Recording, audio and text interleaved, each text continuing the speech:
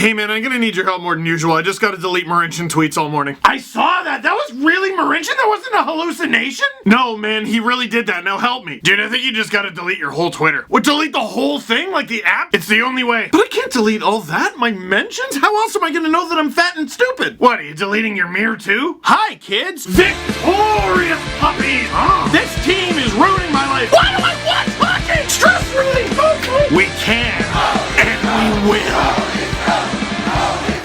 Victory puppies, boys! They won 4 of 5! We're not gonna talk about the missing one! Yeah! Boys, special mission, okay? These treats contain mean tweets about Martin Marincin. Delete? Delete. Yes, thank you. They never happened. They never happened! We've always loved him. We've always loved, well, Iggy did for sure. Leafs win! Yeah! 4-2 over the Vancouver Canucks. Shout out to all the Leafs fans in BC. I'm sure you're gonna have a great day on Monday. Because, I mean, it's the Canucks. The Leafs play them twice a year. That's it. Same with the Oilers and the Flames. There's no real rivalry, but there is a little bit. Definitely not so much with the teams, but with the fans? Come on. And I gotta imagine the Leafs lose to the Canucks, Oilers, Flames, Jets. That's a bad day for you. But they won this one. Shout out Regal Beagle. Shout out the Leafs. 4 of 5. Shout out Austin Matthews for making pucks teleport. Shout out Freddie the Goat for having a shot that is always underestimated. Shout out this tweet.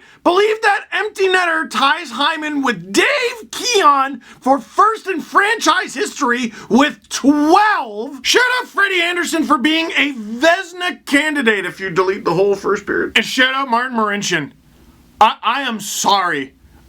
We're sorry. I'm speaking on, yeah, you too. You say sorry to Marty. What else to call it? Marv. Say sorry to Marv. Why is it Marv? We never got an answer on that? No, it's not similar. Marv is similar. Martin Marincin. What if you just called me Bevan? Anyway, shut up. I'm trying to do a video. Leafs win. Let's talk about it. The lineup wasn't terribly surprising. Denning Mulligan obviously getting back into the lineup. Liljegren out. You could have figured that out from the Panthers game. I was more freaked out about Kerfoot going to the wing. I prefer him at center, but that's even something you can change mid-game. But those new look lines putting in work just a couple minutes in. Kasperi Kapanen behind the net draws both Canucks defenders back there and diving manages to make a pass to the point to keep the play alive. Sandin over to Tyson Barrie. Barrie doing all sorts of magic with it. He hands it to Frederic Gauthier, who is open for a shot, but he's not exactly in like scoring position. That's only like a couple feet removed from a point shot. He just rips a wrister on and it's in! Oh, don't you want custom goal horns so bad? Tyson Barrie over to Frederic Gauthier. Shoots, scores! I felt bad for Thatcher Demko in this game, and we're gonna keep going with this because he was getting ripped for that one. I think right as the shot was released, Demko lost the puck in Oscar Fantenberg. I think he was being screened a bit, and then by the time he picked it up, it was behind him. So boom, just like that, the Leafs off to a hot start for a change. Pretty much right after this happens, and guess what? That's in the back of the net.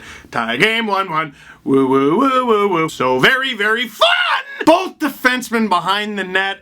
I know you hope for more help from the forwards there, but what are you doing? Sandin was the first guy back there. Barrie trying to get in, just trying to help, and it very didn't. And that's another one where I'm conflicted on Freddie, man. Like, I know, high danger save percentage and scoring chance. Man, that's not a run-of-the-mill scoring chance. This has been the thing. It's felt like the Leafs have actually reduced scoring chances against, but the ones they allow are grade A. Listen, sometimes you need a save. Yep, it's that simple. But it's grade A every time. Like, it's not just, ooh, nice save. It's every save he's got to make in those situations is robbery. So you can go, oh, Freddie allowing the first shot of the game again, which, yeah, it's weird the amount of first shots he allows, but look at it! Well, you do it then. It's my favorite stupid hockey argument, that you do it then. But I'm not an NHL goaltender. Yeah, well, that didn't stop. Followed by easy Zamboni joke. You get it. Good on.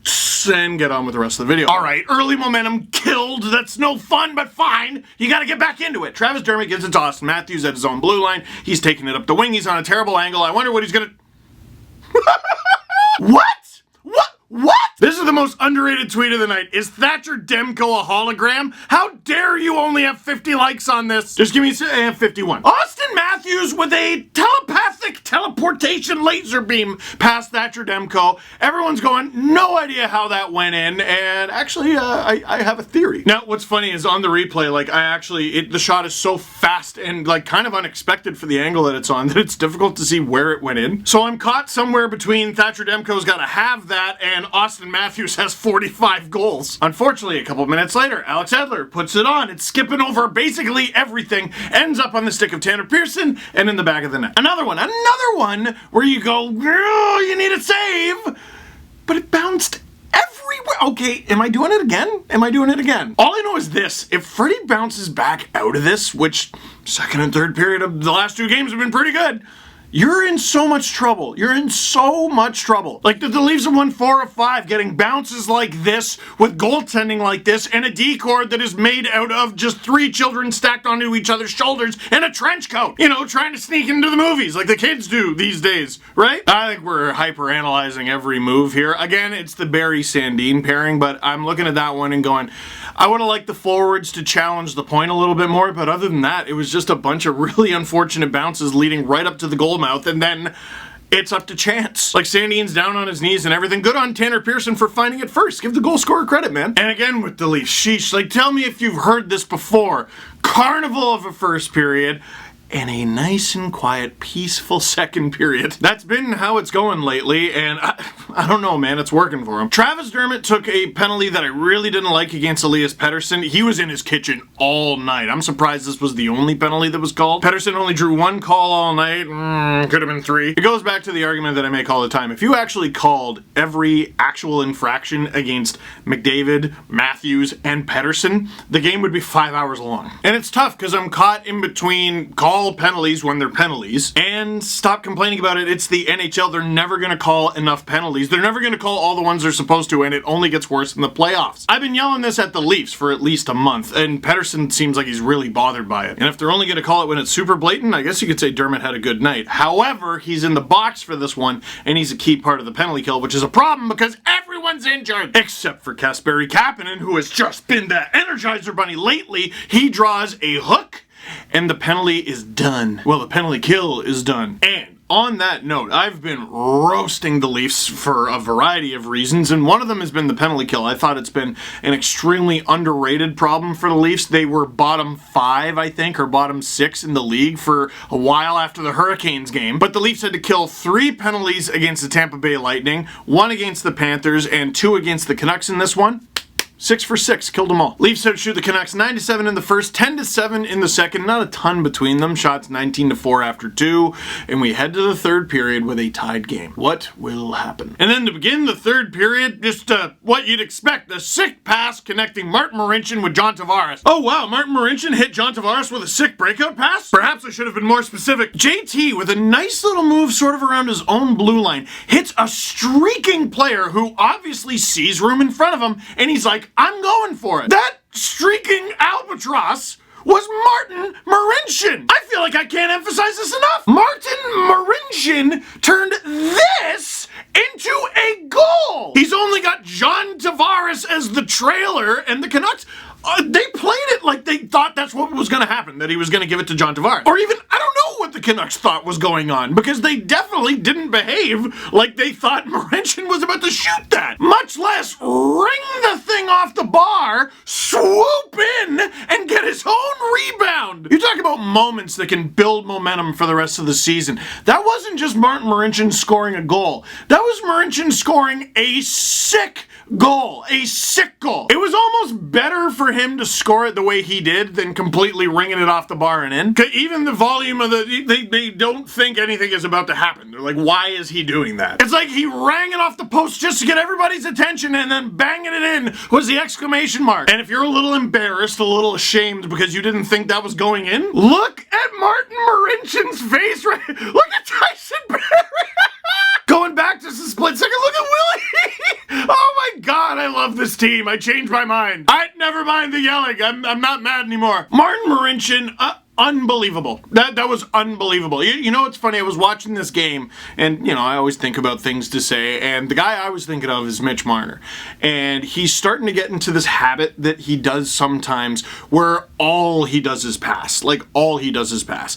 And he becomes easier to cut off because teams are like, he's gonna pass. But what's ironic is shortly after teams figure that out, Marner figures out that they figured it out, and he shoots, and he catches them completely off guard and scores. Sort of like Frederick Gauthier earlier in this one, like the top of the slot. He's not shooting from there. Oh, he did. Oh, it was good. Oh, it went in. And Martin Marincin took advantage of the disrespect. He did. I know he's a call-up or 7D, 8D, whatever you want to call him, but there's a reason. Like, that guy's played over 200 games in the show. He doesn't have to be your favorite player, but trust me, he would destroy you and all your friends. And I don't care how long it's been since he scored a goal. If you give him that much time and space, he might bury it. And if you make a couple more plays like that, teams start to realize that, uh-oh, we got to expect the unexpected with these guys. You're a problem. And then the Leafs, after allowing just 7 shots in the first, just 7 shots in the second, they get outshot 13-11 in the third. But that 11 is key. Score effects are almost unavoidable in hockey or in any sport. It just seems to happen. When you're up,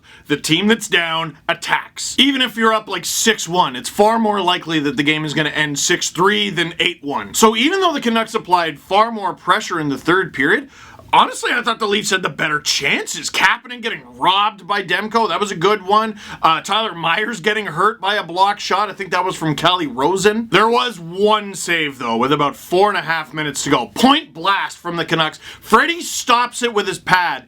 His rebounds over the past few games, maron. And JT Miller gets it alone in front, and again, like, I know the rebound's bad, but why does it always end up on the other team's stick? Miller makes a move in tight, Freddie robs him. With about 2 minutes left, Travis Dermott blocking a shot with his stick and like showing poise, it's stopping up and threading the needle with an amazing pass to Marner. Like, that guy, the Leafs have needed players to step up. Marincin's in there, obviously. Dermott, the past couple games, has really impressed me. But I interrupted myself. Hits Marner. Marner hits Hyman. Iced. And you know, people goof on empty netters and, oh, Zach Hyman, his point total, whatever. That's only the 12th of his career. I know it's a franchise record and everything, but Hyman scored more than empty netters, guys. He's got 71 career goals and 152 career points. He has more than that in his arsenal. And by the way, I feel like I can't emphasize this enough. If it feels like Zach Hyman is having an unbelievable season, he is. He has 21 goals in 47 games, and remember, he missed time because of his knee. He was recovering from surgery, this guy. 21 goals in 47 games puts him on pace. If this were an 82-game regular season for him, he'd be on pace for 36 goals. At the rate he's scoring, he might hit 30 anyway. He'll probably hit 25, which is still unbelievable. Leafs ice it. That's the game. Freddie Anderson, I don't know what the solution is. Is it play Jack Campbell in the first period and then just let Freddie dominate for the second and third? That seems to be the recipe, man. He stopped 25 of 27. He was legitimately good. But it should be said, though, I don't know if it's Freddie that needs the warm-up. I think it's the defense. Because in the second and third, over the past few games, they've been playing so much tidier. Could that just be my eyes being influenced by the numbers, by the fact that the Leafs aren't getting scored on in the second and third? Maybe, but it just doesn't feel that way. You know, I've been doing a lot of yelling at the Leafs about like heart and trying hard and everything. They do have another gear to give. I think that's perfectly fair. And in this game on the first goal, I criticized Tyson Barrie. Tyson Barrie is the Leafs' most experienced defenseman, which I screwed up last video and said it's Marincin. Still Marincin's second. The point stands, man. But I'm just looking at this decor. Like, I'm actually looking at the names and going, oh my god. Like, I know that the Penguins have played through it and the Avalanche have played through it and the Blue Jackets. Listen, I'm going through examples of success. There are far more examples of failure when you lose your top 2, arguably 3 defensemen. Well, Barry's probably at least 3, but you're missing Riley, you're missing Muzzin, and Cody Ceci, frankly, they miss right now. Seriously. And guys are stepping up. I admire so much what Rasmus Sandin is doing. He's not even doing the best. He played under 14 minutes in this one, but he's trying his absolute heart out. He's decking guys. He threw a big hit. You notice him out there, good and bad. Dermott looks so much more poised, and again, he was driving Pedersen nuts all night. Martin Marincin appears to be building confidence, and sometimes I forget. Like last year, I'm like, oh, Justin Hall looks bad because you didn't let him play. It's not like Marty's been playing. Man, even Callie Rosen, in the limited role that he's played, I think has looked good. And Justin Hall, a little bit more poised too. And flaws and all, Tyson Barrie played nearly 26 minutes in this one. He's been carrying this team. No one wants Riley and Muzzin to come back more than him. Just a great performance by all. Questions. Martin Marincin, good or great? Good. Shut up. Do they still suck? No, they never have, which is what drove me nuts about how they played sucky. This is exactly what Sheldon Keefe was talking about, and I'm pretty sure he said this before the Zamboni driver game. This team needs to be embarrassed to wake up. 3 straight wins. Look at him, pretty tidy work. To take Adam Wild's point even further, was losing to David Ayres the turning point of the season? It could have been, not because they lost to David Ayres, although that's embarrassing enough in itself. They lost to the Hurricanes, who lost Brett Pesce in that third period, who, again, had a Zamboni driver in net. But they played so hard and so tidy, so tight, that they won, and won convincingly. I'm sure embarrassment is part of it, but you look at how the Hurricanes played, the Leafs should absolutely be looking at that footage as reference. If you play for each other and play harder than the other team, you're probably going to win. Do you think the Leafs can honestly beat Tampa in a 7-game series? Yeah, of course I do. Dude, it's the NHL. Any team making the playoffs can beat any team that they're playing. They have the capability. It's an even league. And the Leafs just beat Tampa the other night, and forget the fact that Tampa's missing Stamkos for 6 to 8 weeks. I think Riley is a bigger miss for the Leafs than Stamkos is for the Lightning. I know, wild thing to say, but it's true. It's like people forget how well the Leafs have played without Austin Matthews whenever he's been injured over the past couple years, or even Marner this year, or Tavares. They have other weapons, just like Tampa. Big factor in Tampa's loss to Columbus last year was Victor Hedman wasn't at 100%. So Boston or Tampa? With any luck, the Leafs will get an opportunity to beat both. So that is it for this one. Thank you very much for watching. Click like if you liked this video. Click subscribe if you really liked it. Tell all your friends. Subscribe to the Steve Dangle Podcast YouTube channel on account of the brand new Pinnacle Pizza Steve Dangle Podcast is coming out tonight. I say a lot of words for a living. Sometimes it's tiring. I have a book tour as well. And here it is. Here it is on the screen. Waterloo, thank you very much for yesterday. Why am I singing this in the video, Steve? Yeah!